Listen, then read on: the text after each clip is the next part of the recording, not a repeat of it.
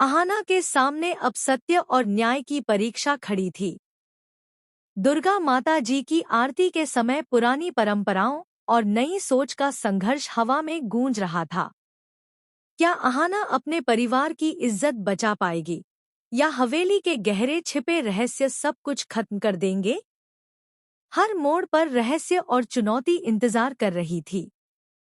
ठाकुर हवेली में माहौल कुछ अलग ही था। दीवारों पर दियों की चमक फैली हुई थी। हवा में अगरबत्तियों की सुगंध घुल रही थी और दूर से आती घंटियों की मधुर ध्वनि पूरे वातावरण को पवित्र बना रही थी। लेकिन इस पवित्रता के बीच दिलों में एक अजीब सी बेचैनी थी, जैसे कोई अनदेखा तूफान दस्तक दे रहा हो। अहाना, जो हवेली की सबसे छोटी बहू थी, दुर्गा माँ के मंदिर में खड़ी थी।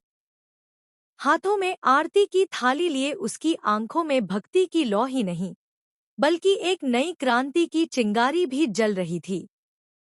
उसे पता था कि आज का दिन सिर्फ पूजा का नहीं, बल्कि हवेली के पुराने नियमों को चुनौती देने का था। ठाकुर साहब और गायत्री देवी अपने सिंहासन जैसे कुर्सियों पर बैठे थे। उनके चेहरे पर शान थी, लेकिन आंखों में वर्षों की थकी हुई परंपराओं का दर्द छिपा था। वे जानते थे कि अहाना आज केवल आरती नहीं करेगी, बल्कि उन नियमों के खिलाफ आवाज उठाएगी जिन्होंने हमेशा महिलाओं को पीछे रखा। अहाना के साथ उसकी ननद शिवानी भी थी।